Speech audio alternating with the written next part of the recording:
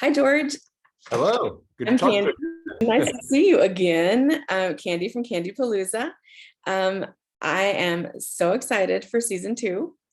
And tell me about tell me about any challenges. Like obviously season one, when we spoke, it was filmed prior to COVID, right? Yes, Prior to the yes. pandemic starting. So now that the mandates are, they're lifting and well, actually tell us when you started filming season two. How about that? Sure. We started it was the second half of 2021. So I guess we started in like September or so, in the fall and kind of getting into the winter. We were in Arizona, yeah, in like September, because I remember Oh, being happy that we weren't there in August. yeah, I was gonna say it's pretty warm over here already. So Yeah, actually like Tucson and Phoenix, it gets really, really hot. sure does. Um, yeah, so okay, so I want to talk about obviously Tucson and Phoenix because we just moved here in June and it hasn't aired yet. So I mean, I'm sure you probably don't want to give too much away, but yeah, so we moved here in June and I saw a clip of you visiting the Air and Space Museum. Yeah, yeah. Yeah. So we actually went just a couple of weeks ago, and it's funny because my husband was stationed here prior to for school, and so he was alone, and he had gone to visit the museum, and he didn't realize that there are other outlying hangars. So all he saw was the first one, and then the outside, I guess what it's like the cemetery, the airplane Yeah, cemetery. yeah, yeah. The airplane cemetery. I think that might have been a COVID casualty for my purposes. I don't think it was open at the time when I was there, which is something we ran into a little bit during season two. Is not everything was at full strength. As stuff was temporarily closed. I mean, you just some of that stuff. But yeah, the Pima Air and Space Museum. The place is enormous. It is. Uh, just, uh, Acres and acres of open space, and but yeah, that airplane graveyard that I've heard about. I've not been though, but it looks awesome as well. Oh, so you have to come back then. I know, right? Yeah, you definitely have to come back. So, so okay, so Denver, Louisville, Detroit, Pittsburgh have they've all aired already. Of those four, oh wait, no, it's three. Which one has been your favorite? Which one so far has been your favorite? And what has been the most memorable thing about those visits? um, Making you think back, right? yeah, great. No, I mean, I love Denver. I think I'd been there before, but that's just a really fun city. It's kind of got that mix of urban and nature, kind of. Mhm. Sort of, kind of, you can kind of have it both ways a little bit in Denver, and just everyone there was super friendly, and there was a lot of very fun stuff to do. That episode just premiered today. Oh, And nice. it's really one of my favorites, and so I'm excited about that one. Awesome. All right, we'll have to make sure. For sure. So was there anything, I mean, because obviously everything has been filmed, right, for Yes. season two. Was there something that you experienced that didn't make it on the show? Any location? Well, yeah, there was one spot in Phoenix. There was a spot. It's called like a bat cave, basically. Uh-huh. And it's not a cave. It's more of like a canal, like a man-made sort of thing. But basically, at night, thousands of bats are supposed to come out of it and go, feeding for the night, and you're just able to kind of watch them.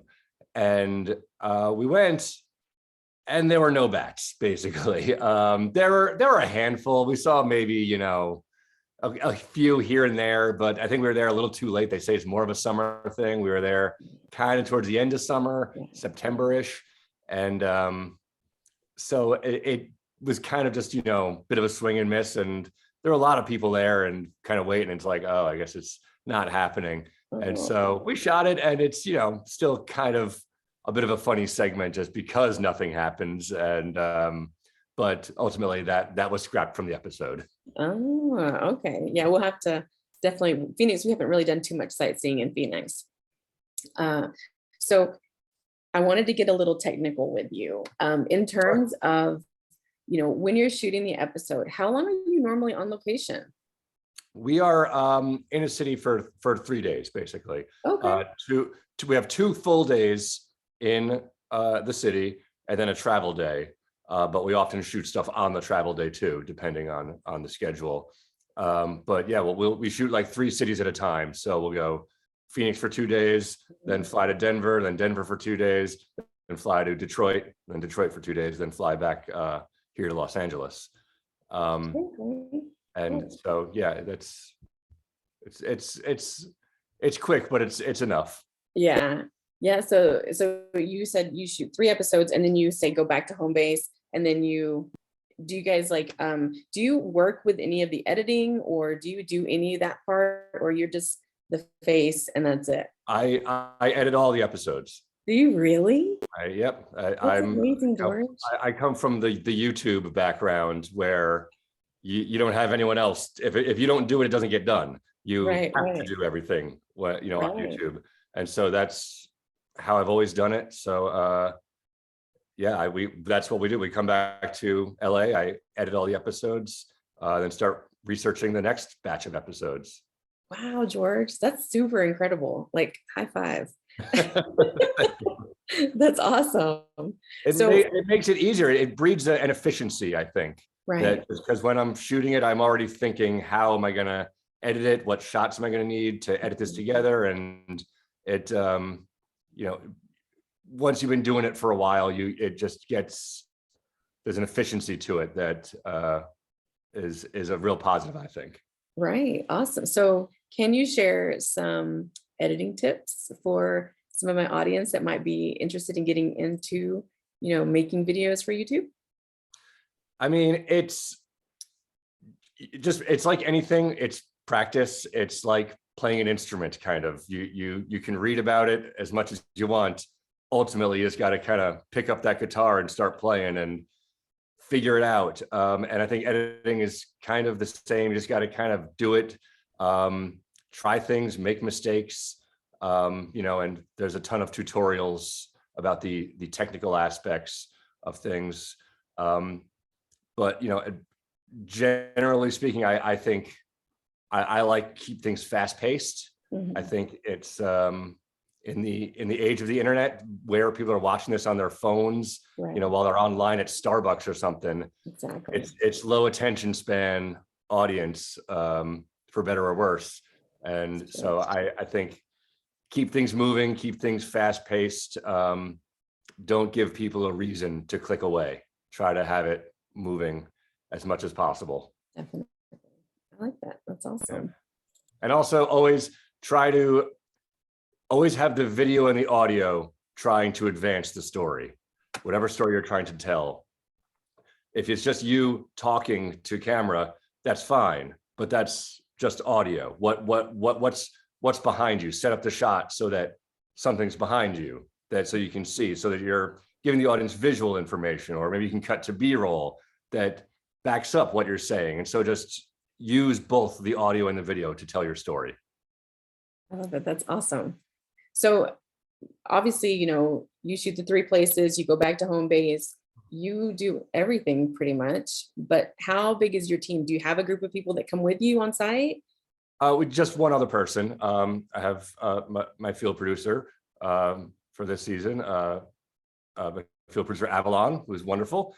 Well, there's a lot of paperwork that needs to be done. We need to reach out to all these places in advance. There's a lot of logistics stuff that we have to be official with a lot of the things we do, and she handles all that and does a great job, and was able to get all our locations on board. And but yeah, I usually hold the camera, I set it up on a little tripod, but then sometimes she's the de facto cameraman, and so very collaborative when we're out there.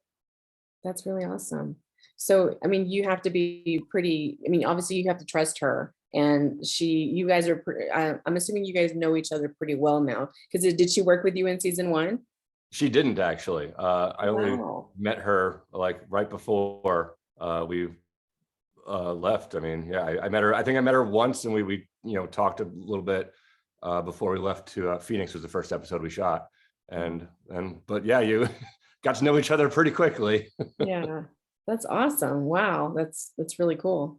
So in working with, Million Stories, did you pitch the second season, or did they say, hey, we want you back?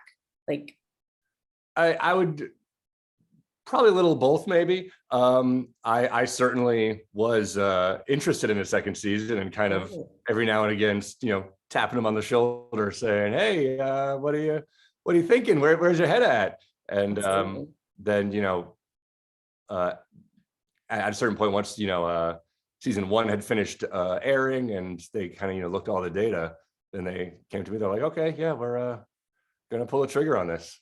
Yeah, that's awesome. Yeah, I think, like you said, the videos are timed perfectly. It's not too short, but it's not too long. And you share such amazing and fantastic information for, the people that are interested in visiting those cities. But like you said, something that's off the beaten path, something that, one of the bigger attractions, and something that's not so much, well known. So what was it, or when you're doing the research, I know you'd mentioned in our first interview that, you have a lot of friends, in different locations, and you're like, where should I go? What were some of the locations that friends recommended to you this year? Or was there a city that didn't make it to season 2 that you are like, oh, I wish we could have gotten it in? I would say one recommendation I had from a friend, it was deep into the researching process, and this place didn't come up, shockingly. It was the Insectarium in Louisville. I don't know if you saw that episode. It's basically an interactive insect zoo, kind of, where they let you hold these, it was a giant African millipede and a Madagascar hissing cockroach, and you get to hold all these exotic insects. And I can't believe that didn't turn up in my research, but I actually do know a couple people in Louisville, and they're like, "Oh, do you know this place?" I'm like, "No." Whoa, how did I miss that? And so, yeah, that was definitely a good find, a good heads up on their part. And as far as cities for season 2, you mentioned it earlier, the mask mandates did get in our way. We had to dance around a lot of them. I think in the initial planning, one of the batches of 3 cities we were going to do was San Francisco, Portland, and Seattle, and did a lot of research on those.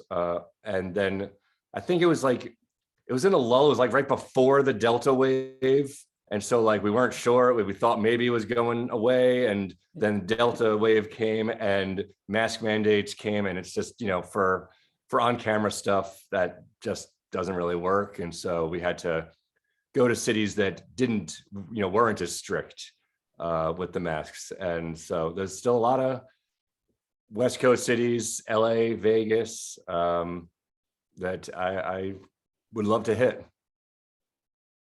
So season 3, right?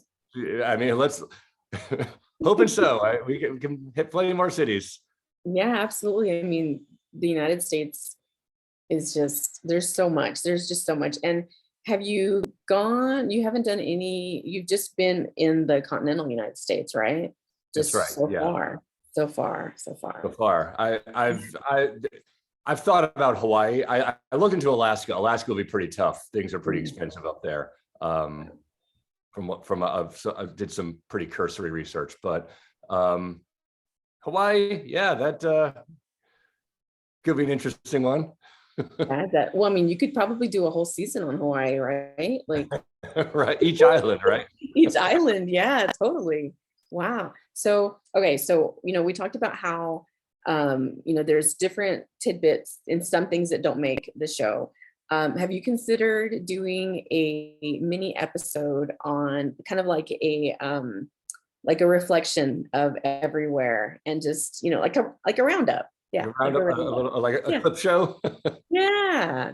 Have you? I haven't. That's a good idea, though.